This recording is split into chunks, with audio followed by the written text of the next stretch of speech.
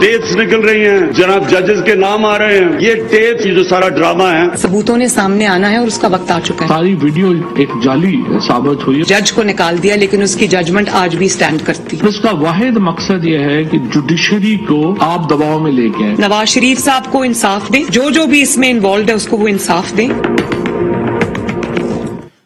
السلام علیکم ناظرین، آپ روبرو پروگرام دیکھ رہے ہیں اور میں ہوں آپ کا میزبان شوکت پراچا. مسلسل بم گر رہا تھا، پہلے تو ہر مہینے بم گرتا تھا، اب تو 15 دن کے بعد بم گر رہا ہے، لیکن اس کے باوجود بھی پیٹرول ناپید ہے. آج پورے ملک میں عجیب عجیب ویژولز پاکستان کے بارے میں دیکھنے کو ملے. لمبی لمبی لائنیں کھڑی تھیں، پھر کہیں نہ کہیں تو یہ پیٹرول 250 روپے پر لیٹر بھی ملتا رہا. حالانکہ وزیر اعظم عمران خان ابھی کل ہی کہہ گئے کہ اپوزیشن تو 3.5 سالوں سے کہہ رہی ہے کہ یہ فیل ہوگا. وزیر اعظم عمران خان نے ٹیپس کو، آڈیو ٹیپس کو ایک ڈرامہ قرار دے دیا. وہ کہتے ہیں کہ یہ ڈرامہ ہے، لیکن آج احمد نورانی کی فیملی پر لاہور میں ڈرامے کا دوسرا حصہ ہو گیا، اس کی فیملی پر اٹیک ہو گیا. مریم نواز شریف کہتی ہیں کہ نواز شریف کے خلاف سازش ہوئی تھی، میاں نواز شریف کی حکومت کو سازش کے تحت گرایا گیا تھا اور اس آڈیو ٹیپ کی وجہ سے وہ سازش بے نقاب ہوگی. لیکن تحقیقات ہوں گی تو سازش بے نقاب ہوگی. ہمارے یہ اہم موضوعات ہیں اور 3 بہت ہی سینئر پولیٹیشین میرے ساتھ موجود ہیں. ہمیں جوائن کیا ہے جناب قمرالزمان قاہرہ صاحب نے، پیپلز پارٹی کے مرکزی رہنما ہیں. بہت شکریہ قاہرہ صاحب، آپ نے وقت نکالا. ہمارے ساتھ موجود ہیں جناب خرم دستگیر خان صاحب، نون لیگ کے مرکزی رہنما ہیں. بہت شکریہ خان صاحب، آپ نے وقت دیا. اور ہمیں جوائن کیا ہے بیرسٹر سینیٹر سید علی ظفر صاحب نے. بہت شکریہ بیرسٹر صاحب، آپ نے وقت دیا. چونکہ لیگل معاملات ہیں تو میں دونوں دوستوں سے اجازت چاہوں گا کہ میں ذرا علی ظفر صاحب سے بات کر لوں. بیرسٹر صاحب، وزیر اعظم نے تو ڈرامہ قرار دے دیا جسٹس ثاقب نثار کی آڈیو ٹیپ کو، لیکن وہ پوری تقریر میں انہوں نے کہیں یہ ثابت کرنے کی کوشش نہیں کی کہ جسٹس ثاقب نثار کی آڈیو ٹیپ کی کوئی تعلق نہیں ہے، لا تعلق کی ثابت نہیں کر سکے. وہ محض نون لیگ کا ماضی یاد کروانے سے یہ ٹیپس والا معاملہ دب جائے گا، دفن ہو جائے گا.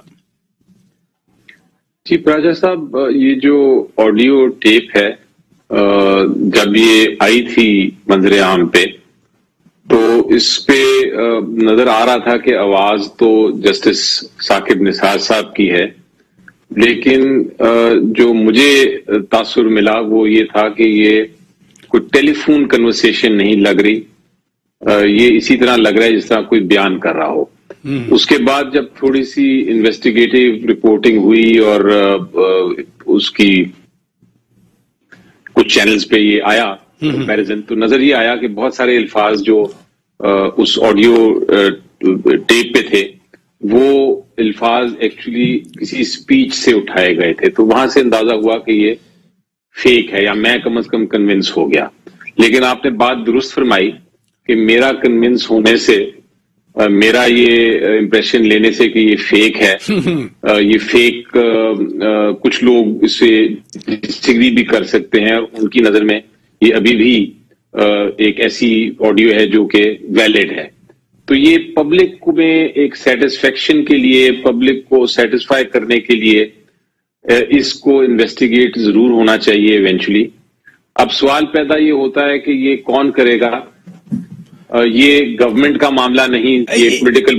یہ آپ نے بڑی امپورٹنٹ بات کی. پہلی بات تو آپ نے ایک پرنسپل بات کر دی کہ اس کی تحقیقات ہونی چاہیے، اور میں بھی یہی آپ سے پوچھنا چاہ رہا ہوں کہ کیا پھر حکومت تحقیقات کرے گی تو پھر تو کہا جائے گا کہ حکومت نے اپنی تحقیقات کی ہے، ایبزالو کر لیا اپنے آپ کو، تو کیا پھر عدلیہ کو سو موٹو نوٹس لینا چاہیے جیسے بہت سارے کیسز میں لیا جا رہا ہے، بار بار لیا جاتا رہا ہے رادر؟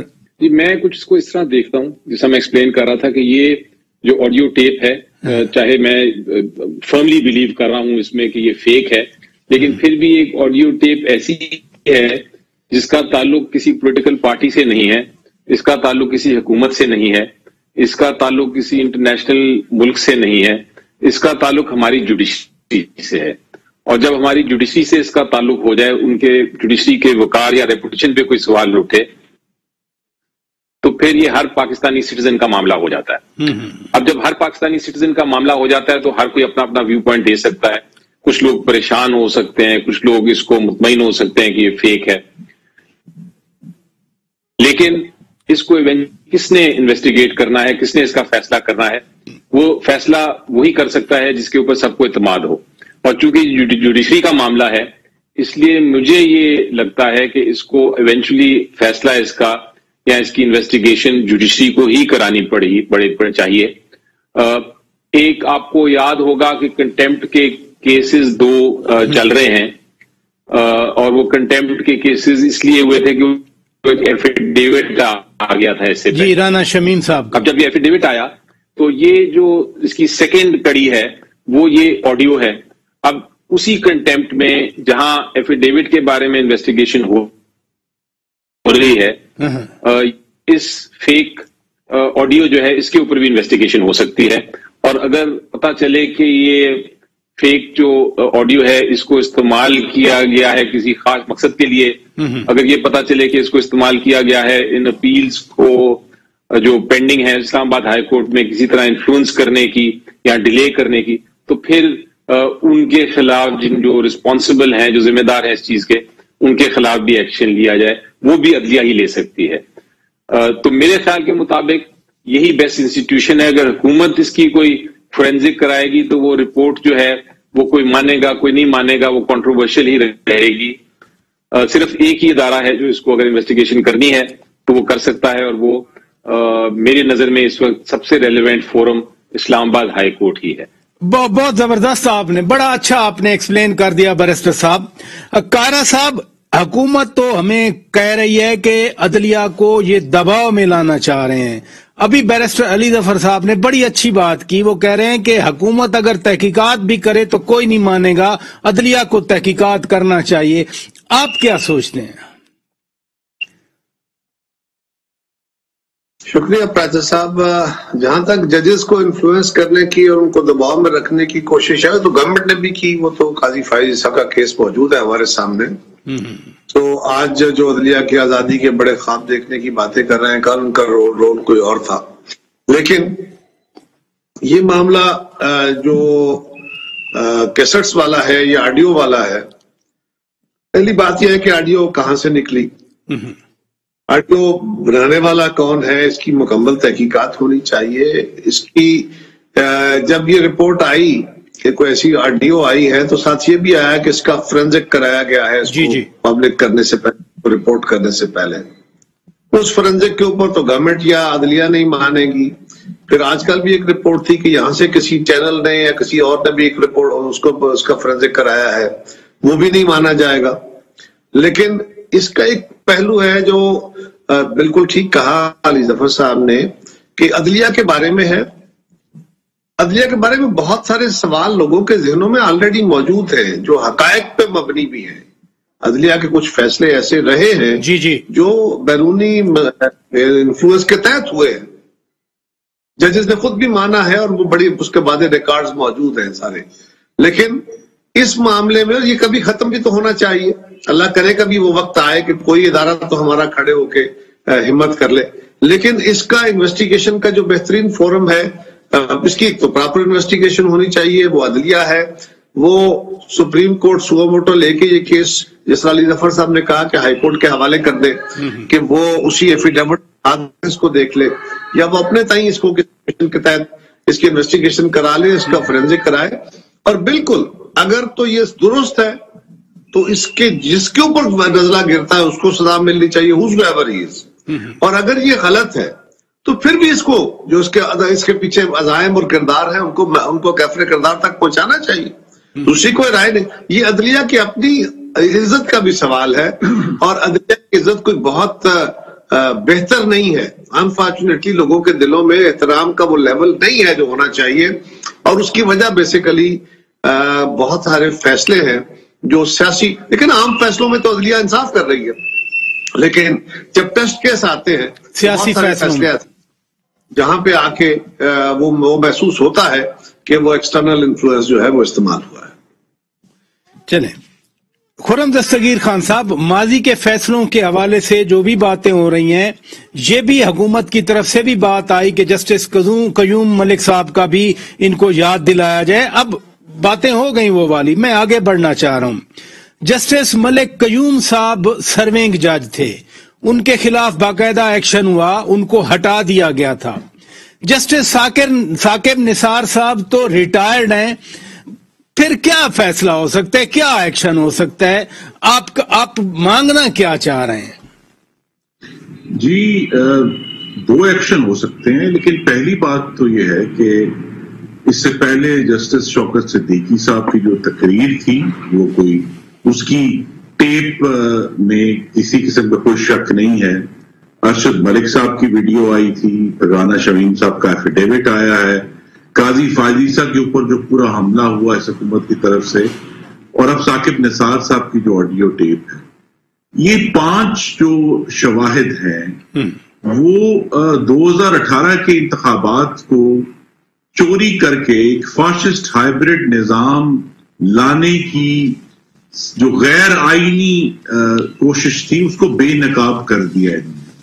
تو جسٹس قیوم کو اگر آپ کو یاد ہو نکالا گیا تھا، جس طرح ارشد ملک صاحب کو بھی نکالا گیا تھا، ان کو ان کی وفات سے پہلے عدلیہ سے فارغ کر دیا گیا تھا. لیکن اگلا قدم نہیں اٹھایا گیا کہ جسٹس قیوم صاحب کو جس کیس میں فارغ کیا گیا اس کیس میں ان کا فیصلہ کالعدم قرار دے کر شہید بینظیر بھٹو کو بری کر دیا گیا تھا.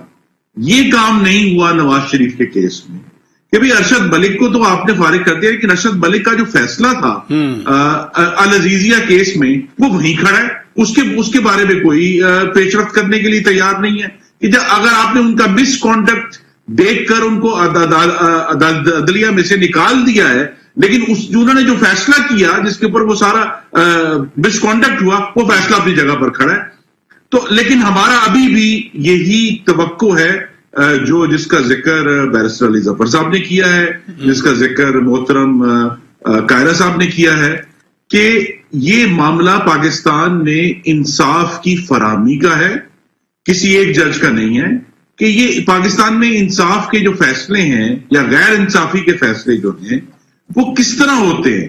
تو اس کا ایک ہی طریقہ ہے کہ اس کو عدلیہ خود، چونکہ اب اس کی ساکھ کٹہرے میں ہے، تو میری عدلیہ سے استدعا ہے اور توقع ہے بطور ایک پولیٹیکل پارٹی بھی اور ایک پاکستان کی شہری ہونے کے ناطے کہ یہ جو تمام سوالات اٹھے ہیں ان کے جوابات عدلیہ نے خود ہی دینے ہیں، خود ہی انہوں نے انویسٹیگیٹ کرنا ہے. اچھا اور خان صاحب کے عوام کے سامنے یہ لے کر آنا کہ یہ کیا ہوا. خان صاحب ایک کاؤنٹر جواب بھی آ رہا ہے، بار بار آ رہا ہے کہ جی اگر آپ کے پاس، آپ کی پارٹی کے پاس، مریم نواز شریف صاحبہ کے پاس اتنے سالڈ ایویڈنس ہے اور آپ سمجھتے ہیں کہ یہ اوریجنل ٹیپ ہے، تو ادھر سے سوال حکومت کی طرف سے آ رہا ہے کہ جی آپ خود کیوں عدلیہ کے پاس نہیں جاتے؟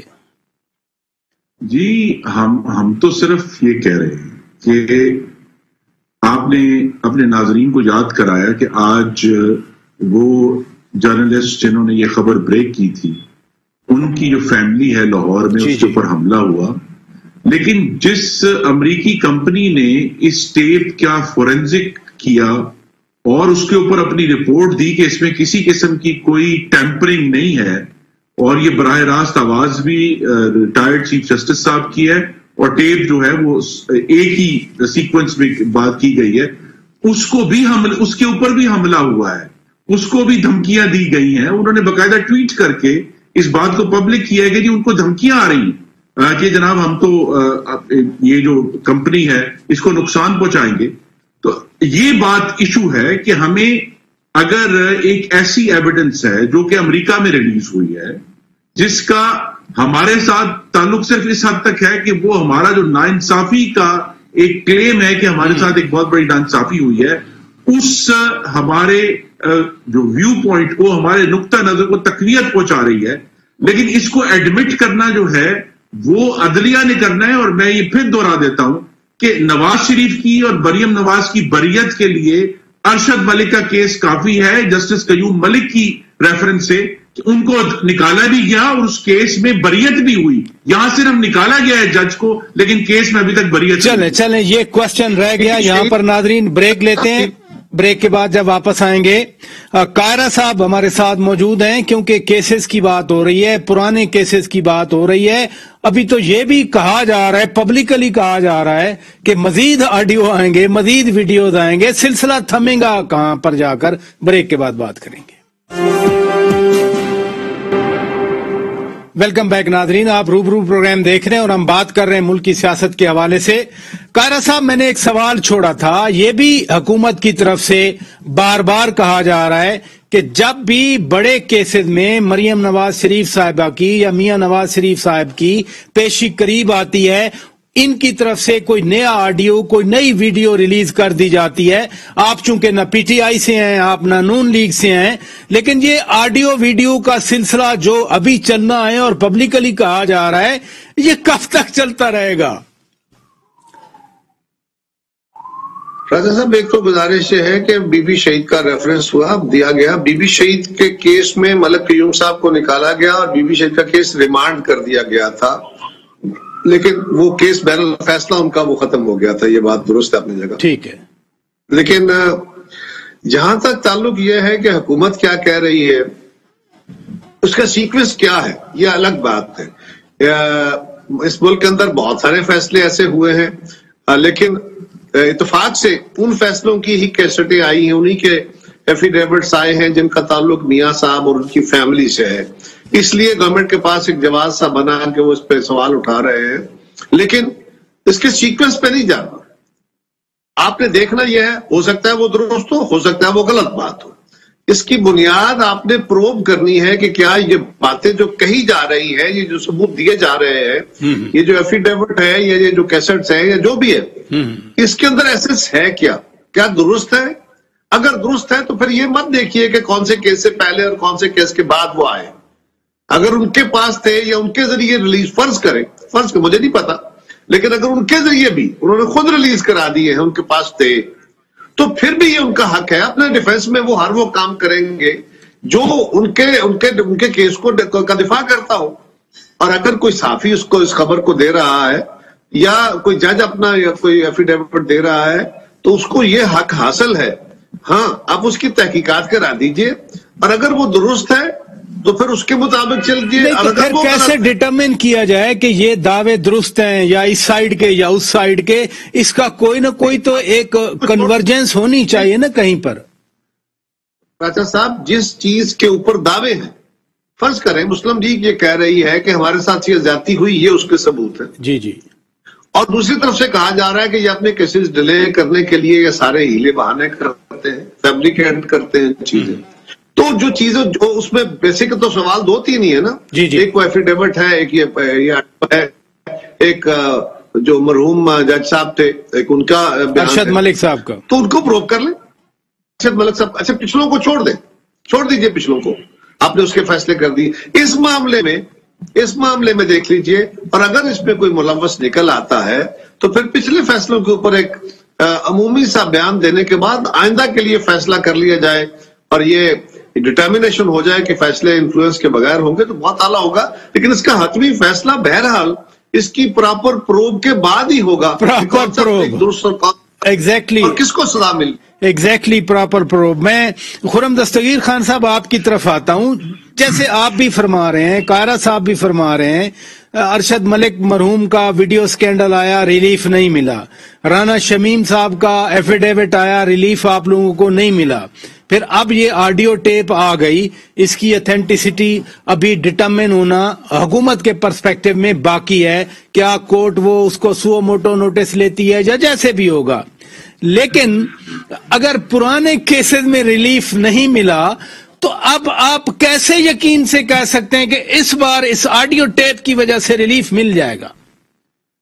جی, ہماری صرف توقع ہے. کس سے؟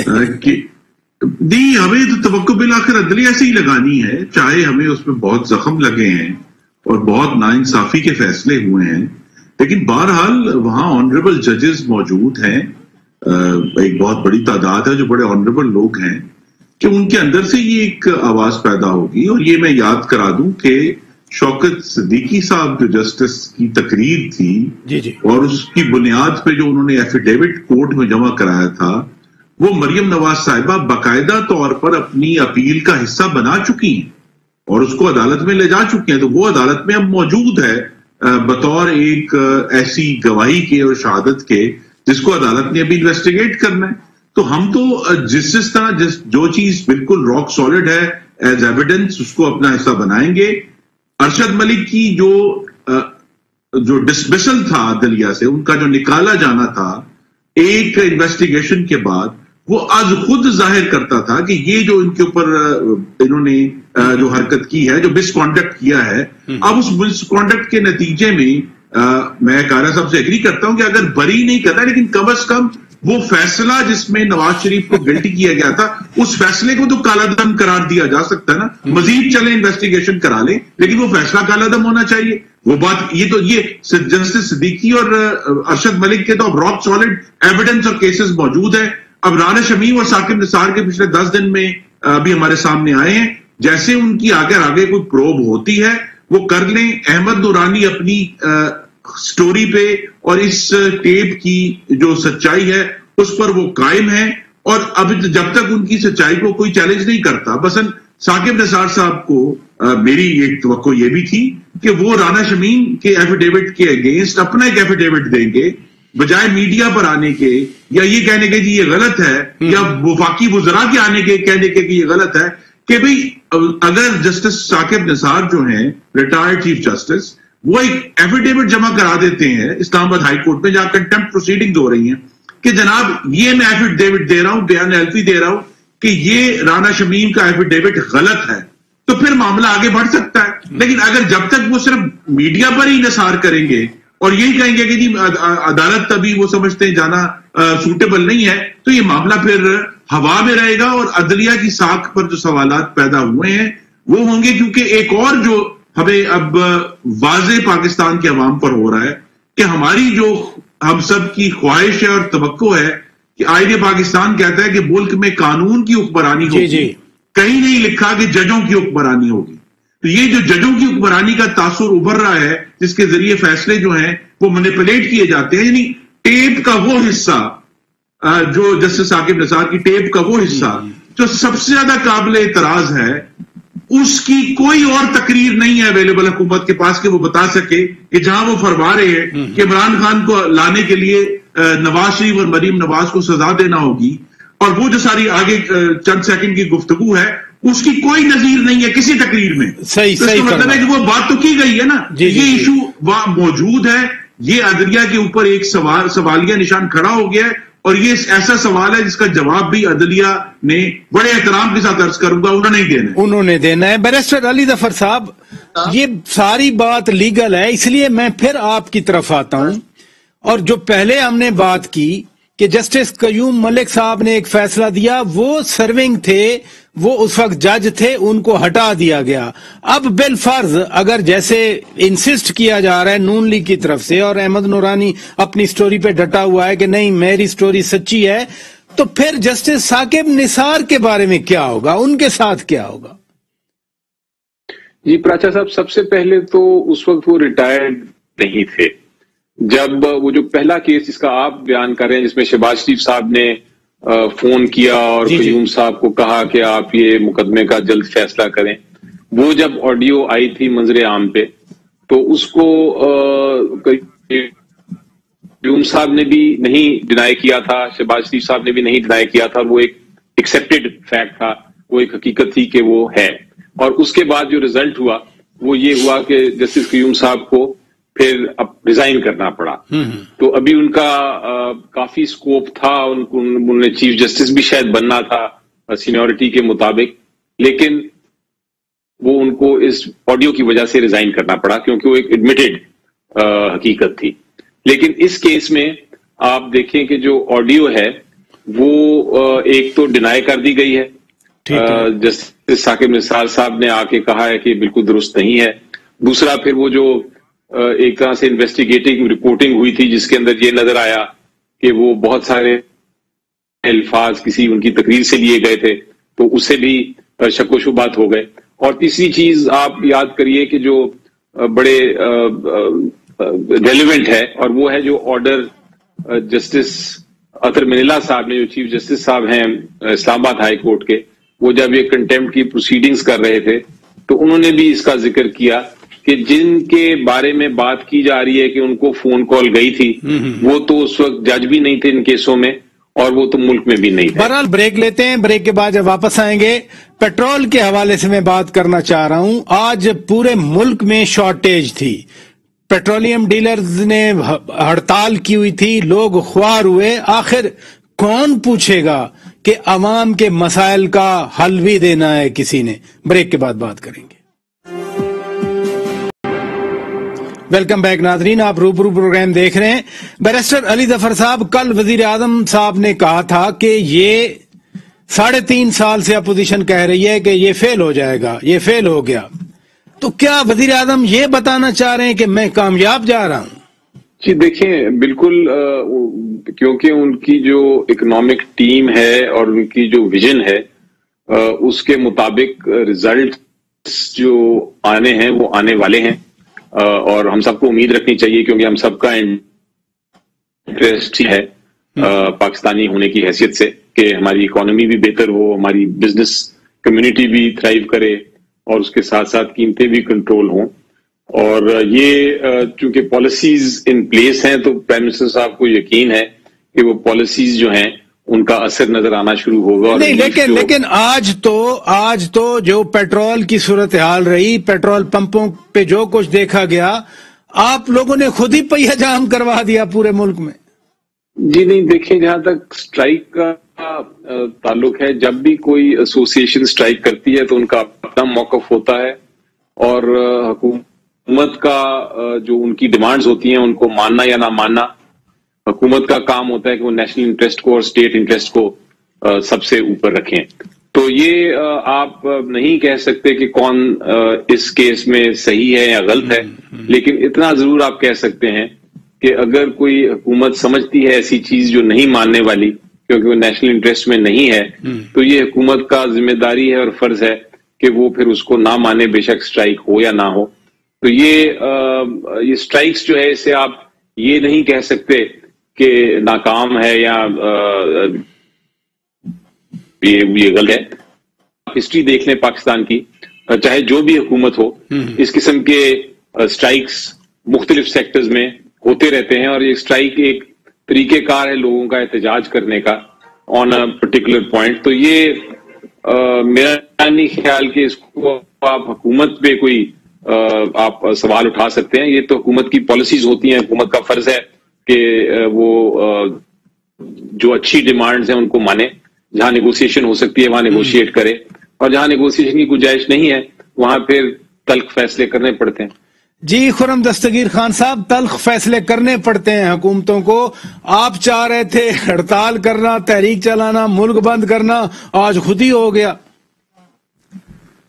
صاحب, عمران خان کی جو نالائکی ہے, بد انتظامی ہے اور مافیا سرپرستی ہے, اس کا نتیجہ یہ ہے کہ آج صبح جب پاکستانی اٹھے ہیں تو انہوں نے اپنے چولہے جلائے تو چولہے میں گیس نہیں تھی. جب وہ باہر نکلے اپنی سواری لے کے تو پیٹرول پمپ پہ پیٹرول نہیں تھا. جب وہ سٹور پر گئے تو گھی 450 روپے لیٹر ہو چکا ہے, اس کے خریدنے کے پیسے نہیں تھے.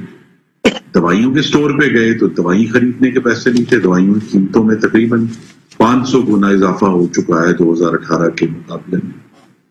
تو پاکستانیوں کی تو نہ صرف قوت خرید ہے, اس کے ٹکڑے ہو گئے ہیں, مہنگائی نے ان کے گلے کاٹ دی ہیں.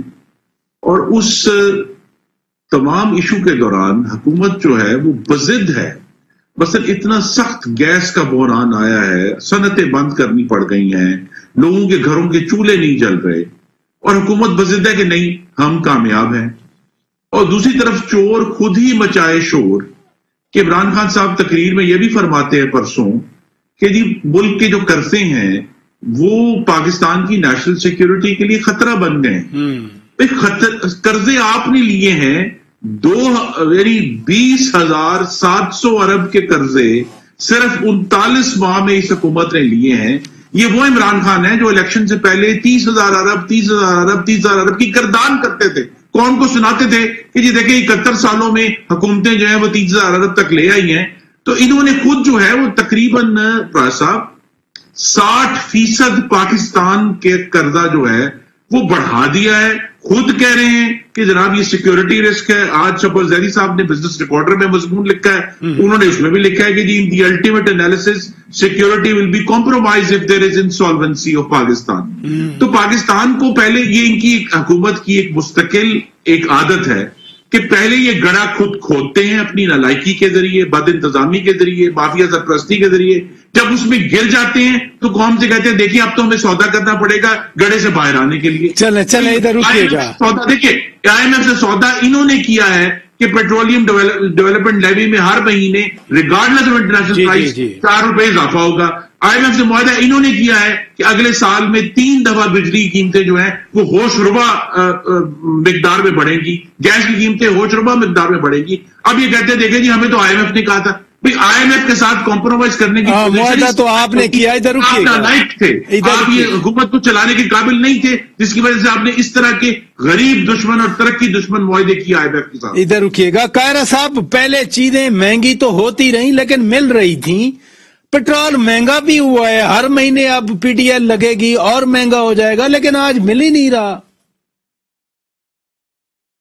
رضا صاحب پیٹرولیم کے بارے میں تو اتنی گزارش ہے کہ پیٹرولیم ڈیلرز کا موقف ہے کہ گورنمنٹ نے ہمارے ساتھ یہ پرومس کیا تھا, ہمارا کمیشن فکس ہے, پیٹرولیم کی پرائسز بڑھ گئی ہیں, ہمارا کاسٹ ٹو بزنس بڑھ گیا ہے, ہماری انوالومنٹ آف منی بڑھ گیا ہے, اور ہمیں جو پیسے مل رہے ہیں کیونکہ جو پیٹرول وہ خریدتے ہیں اگر ان کو قیمتیں خرید مہنگی تو جو ان کی کاسٹ اوور آل پڑتی ہے, بجلی مہنگی ہو گئی, لیبر مہنگی ہو گئی, ایویپوریشن میں تیل کی قیمت مہنگی ہو گئی, جو شارٹیجز آتی ہیں, تو اس کے نتیجے میں وہ کہہ رہے ہیں کہ ہمارے ساتھ گورنمنٹ نے پرومس کیا تھا کہ ہم مہینے ڈیڑھ کے بعد جب ریویو کریں گے تو آپ کو آپ کے کمیشن میں اضافہ کر دیں گے. مسئلہ یہ ہے, اس گورنمنٹ کا وتیرہ یہ ہے, کریں گے کیا؟ 12 دن تک 12 دن تک آپ نے پورا ملک معطل رکھا کہ جی ہم نے دھرنا نہیں اٹھانا ان کا, TLP کو وہ دہشت گرد تنظیم ہے, وہ ہندوستان سے لیتے ہیں, لہٰذا ان کو کوئی معافی نہیں ہوگی, دہشت گردی کا سلوک ہوگا. اور اب اس کے بعد آپ نے ان سے سمجھوتا بھی کر لیا, ان سے جفیاں بھی ڈال لی, ان کے سارے کیسز بھی ختم کر دیے, اور آپ نے کہا کہ یہ تو بڑے کمال کے لوگ ہیں. پھر آپ کی تنظیم کی طرف سے ان کو پھولوں کے جو گلدستے بھی پیش کیے گئے. اسی طرح انہوں نے بہت سارے معاہدے اور بھی کیے ہیں. کون سا ایشو ہے؟ انہوں نے چینی کی قیمتیں بڑھی تو حکومت نے کمیشن بنایا اس امید میں, یہ کہا کہ جی یہ لوٹ مار مچ گئی ہے, ہم اس کی قیمت کم کریں گے. چینی کی قیمت دگنی ہو گئی, پکڑا نہیں گیا. آٹے کے اوپر کمیشن بنایا کہ جی آٹا مہنگا ہوا, عوام کی جیب پہ ڈاکہ پڑا ہے, ہم چھوڑیں گے نہیں, اور اس کو سستا کریں گے, چینی کو بھی سستا کریں گے, دوائیوں کو بھی سستا کریں گے. ان سب کے اوپر کمیشن بنانے کے بعد کسی ایک کمیشن میں لوگوں کو ریلیف نہیں ملا, لوگوں کو ریلیف نہیں ملا. اللہ کرے آئندہ ریلیف ملتا رہے. بہت شکریہ چودھری قمرزمان قاہرہ صاحب, آپ نے وقت نکالا. خرم دستگیر خان صاحب بہت شکریہ, آپ نے وقت نکالا. بیرسٹر سینیٹر سید علی ظفر صاحب بہت شکریہ, آپ نے وقت نکالا. ناظرین, ڈومیسٹک صورتحال جو بھی ہو, لیکن افغانستان کے عوام کے لیے پاکستان انسانی امداد جاری رکھے ہوئے ہے. 1100 سے زیادہ ٹنز انسانی امداد کی 8 کنسائنمنٹ پاکستان نے افغانستان کے لیے بھیجی ہیں. یہ بائیلیٹرلی بھیجی گئی ہیں. پھر عالمی اداروں کے ساتھ مل کر کوئی 555 ٹنز کی 3 کنسائنمنٹس بھیجی گئی ہیں, جن میں ادویات تھیں, جس میں کھانے کا سامان تھا, جس میں شیلٹر تھا. پاکستان یہ سارا کچھ کر رہا ہے. پھر پاکستان نے میڈیکل کے شعبے میں کابل میں اور خوست میں 2 آئی کیمپس بھی لگائے, جہاں پر 5000 سے زیادہ لوگوں کا علاج کیا گیا اور 200 زیادہ وہاں پر سرجریز کی گئیں. اسی طرح پاکستان نے انسانی ہمدردی کی بنیاد پر بھارت کی طرف سے 50,000 ٹن گندم اور ادویات بھی واگا کے راستے افغانستان بھیجے جانے پر رضامندی ظاہر کی ہے. یہ فیصلہ کیا ہے باقاعدہ پاکستان نے. پاکستان تو اپنی ذمہ داری پوری کر رہا ہے, لیکن وقت ہے کہ دنیا بھی افغان عوام کے ساتھ اسی طرح کا اظہار ہمدردی کرے، خیر سگالی کا مظاہرہ کرے۔ جیو پولیٹیکل سچویشن میں اپنے اپنے انٹرسٹ کا معاملہ ہمیشہ رہتا ہے، لیکن وقت ہے کہ اس وقت افغان عوام کے ساتھ دوستی کا ہاتھ بڑھایا جائے، ان کی مدد کی جائے۔ اپنے میزبان شوکت پراچا کو اجازت دیجیے، خدا حافظ۔